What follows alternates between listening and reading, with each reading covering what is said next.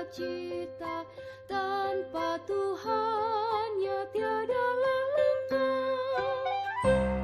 Di mana hati girang menyambutmu dan memandangmu dengan berseri. Tiap anggota menanti sabdamu dan taat akan firman yang memberi.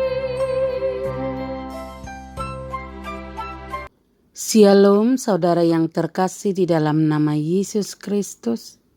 Firman Tuhan untuk kita pada hari ini dari Yosua 24 ayat 15. Tetapi jika kamu anggap tidak baik untuk beribadah kepada Tuhan, pilihlah pada hari ini kepada siapa kamu akan beribadah.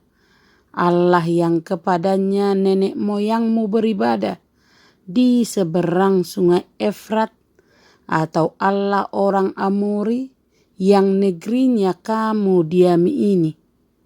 Tetapi aku dan seisi rumahku, kami akan beribadah kepada Tuhan. Firman Tuhan hari ini pidato perpisahan Yosua. Yosua tahu bahwa bangsa Israel akan selalu diperhadapkan pada pilihan kepada siapa mereka akan beribadah. Di satu sisi ada ilah-ilah yang disembah oleh nenek moyang mereka di seberang sungai Efrat, juga Allah bangsa-bangsa yang ada di sekitar mereka.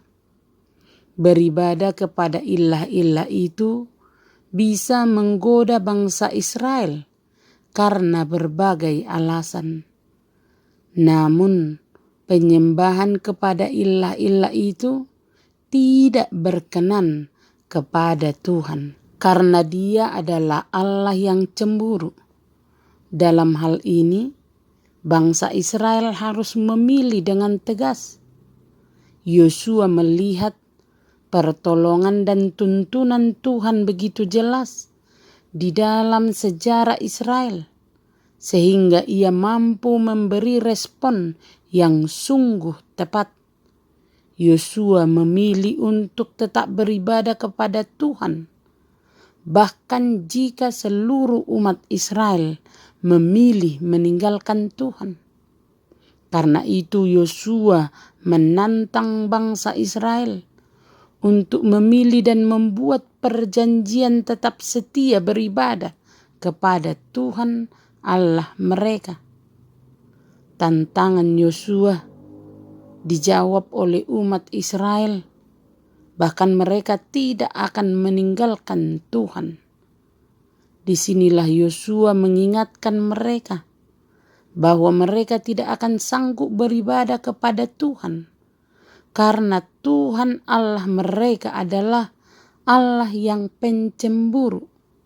Tetapi bangsa itu tetap berkata, kami akan beribadah kepada Tuhan.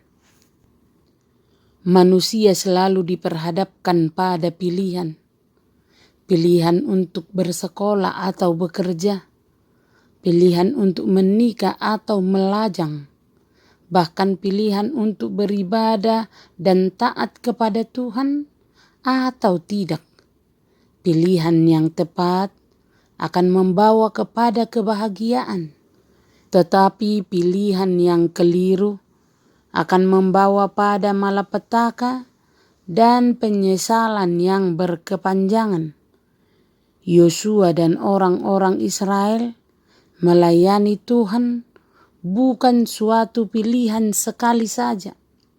Mereka selalu memperbaharui dan menyegarkan pilihan mereka untuk menyegarkan iman generasi muda Israel.